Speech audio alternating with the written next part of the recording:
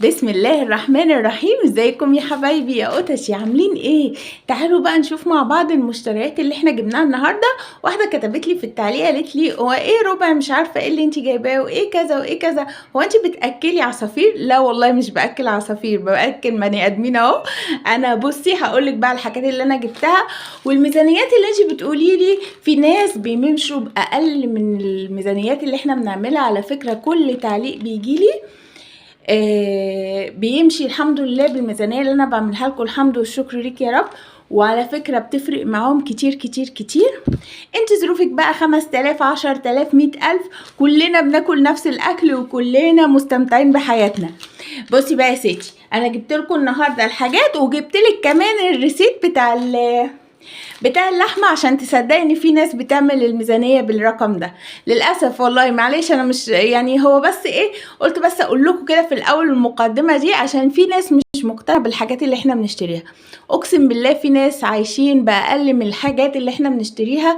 لما تجيبي حاجه الاسبوع زي كده قولي الحمد لله والشكر لله على كل حاجة ربنا عطاها لنا. الحمد لله 300 جنيه هنمشي البيت، 500 جنيه هنمشي البيت، 700 جنيه هنمشي البيت. احنا ستات شاطرين. وتعالوا نشوف مع بعض المشتريات اللي احنا جبناها النهاردة عشان نمشي البيت زي ما احنا قلنا يا قطتي يا اللي بتقولي احنا بنأكل عصافير. تعالي معايا بصوا بقى يا حبايبي، خلينا كده من الفاكهة. اول حاجه الاكل طبعا، او الحاجات اللي احنا بنعملها. بصوا الطماطم الجميله دي ب6.5. انا طبعا بقى عندي اللي هي للصلصه وكنت عاملاها معاكم في اللي قبل كده.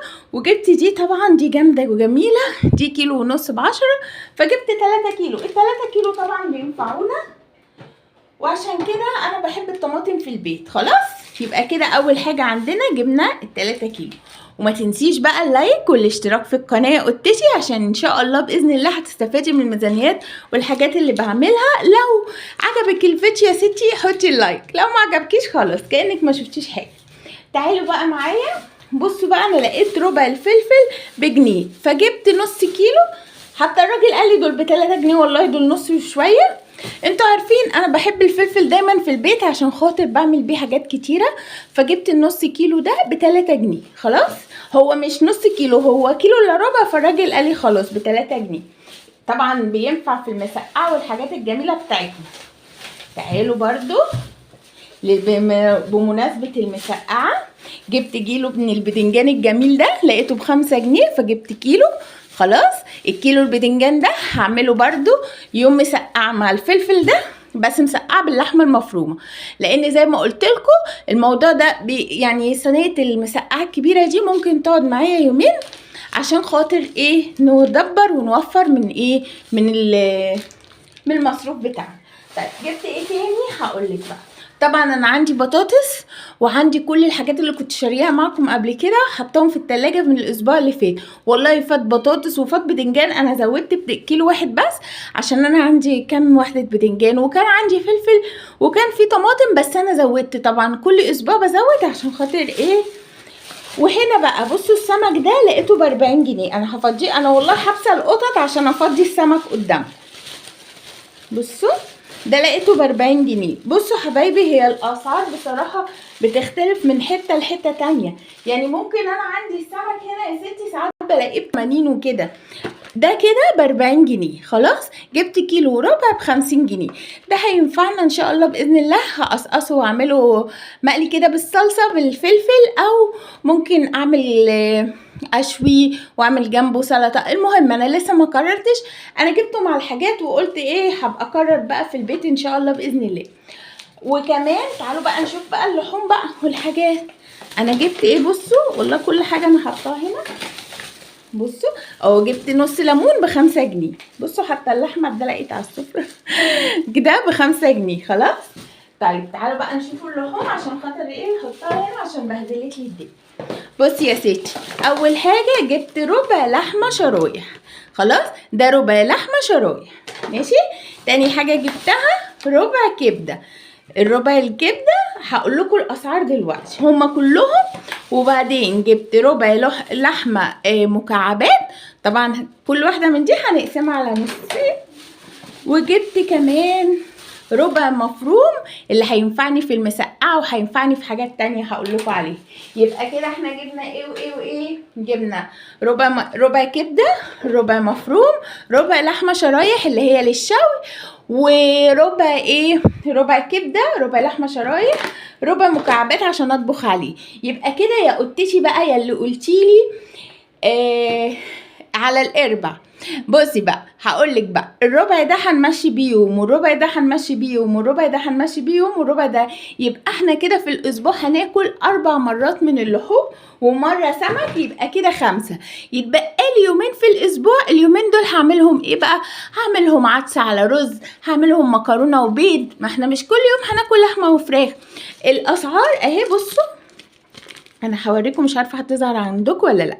بصوا 189، يعني هو خد مني 190 جنيه في اللحوم دي. يبقى انا جبت 190 جنيه، قولوا 200 جنيه يا حبايبي، وادي 50 جنيه الايه السمك، يبقى كده 250. الباقي بقى بصوا، هنا 20، هنا 3 و5 8، هنا 5 جنيه. تعالوا بقى اقول لكم على حاجه كمان. لقيت بقى ايه يا حبايبي، مش هخبي عليكم، انتوا عارفين انا بحب التين عشان المربى، عملنا المربى قبل كده. بصوا لقيت التين ب20 جنيه بصراحه. يعني انا ما كنتش هجيب تين، بس لما لقيته رخيص كده فجبنا ايه 2 كيلو وربع، خلاص بال50 جنيه. طعمه جميل جدا، واحده بصراحه في السوق بنحب انا وجوزي نروح نشتري من عندها. بصوا هو جميل جدا، بس طبعا عشان احنا ماشيين بيه مشوار دلوقتي هحطه في التلاجة. وجبنا كمان ايه تاني؟ هقولك جبت ايه تاني. وجبنا كمان 2 كيلو ونص عنب ب50 جنيه. الاسعار بتختلف من منطقه عن التانية، يعني انا ممكن الاقي عندي هنا العنب ب20 والتين ب20، ممكن منطقه تانية تلاقيه ب40، تلاقيه ب50. فكل واحد يا جماعه حسب منطقته. يعني الاسعار اللي انا بقول لكم عليها دي في منطقتي هنا في اسكندريه في سيدي بشر، خلاص. فانا بجيب من السوق هنا، فبروح السوق انا وجوزي كل اسبوع كده او كل يومين 3، بنجيب الحاجات اللي احنا عايزينها وبنحطها في البيت وبتنفع معانا. بصوا بقى، العنب والحاجات دي بتكفينا على مدار الاسبوع، والمانجا زي ما احنا قلنا بنشيلها عشان خاطر ايه. بصوا ما فاضلش غير حبه صغيرين، هبقى افضيهم بعد كده عشان وقت الايه الفيديو. خلاص تعالوا بقى نشوف مع بعض كمان جبت ايه.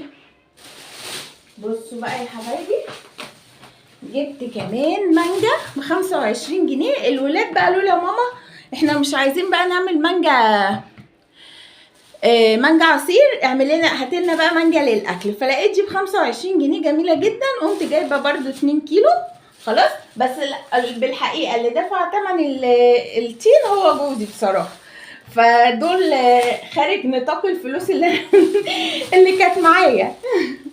خلاص انا ببقى عامله حسابي يا في 300 يا في 350 للحاجات اللي انا بجيبها في البيت. يعني بصراحه يا ببقى عامله حسابي يا 300 يا 350 يمشوني الاسبوع.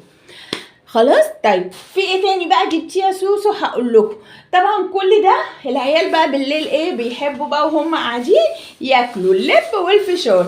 تمن اللب ده انا بجيبه ب15 جنيه من مقلك هنا كده عندنا، فبروح اجيب منه بصراحه. فجبت لهم تمن لب ب15، وجبت لهم ب10 فشار، وب5 طعم الجبنه. بس طبعا دول حبه كتار، يعني مش بحط على دول بيكفونا كذا مره. بس ايه رايكم بقى في الميزانيه؟ كل حاجه جبناها، ويا رب يا رب يا رب انا بعرفك بقى لو اتفرجتي على الفيديو، انا اختك السيده حسن، يا رب يكون الفيديوهات دي بتعجبكم، ويا رب دايما تكون ميزانياتي فعلا فعلا فعلا بتفيدكم. انا ما بقولش حاجه والله من تخيلاتي، كل الحاجات دي انا بشتريها، وكل الحاجات دي بجيبها من السوق، والميزانيات اللي بقول لكم عليها فعلا فعلا انا بشوف الاسعار وبقولها. يا رب الفيديوهات دايما تكون بتعجبكم، يا رب اشوفكم بخير وبصحة وبسلامة واولادكم ناجحين. وبصوا يا قطتي يا رب تكونوا في احسن صحة واحسن حال فعلا. يلا بقى اشوفكم ان شاء الله باذن الله في فيديو جديد في حلقة جديدة مع السيدة حسن. مع السلامة.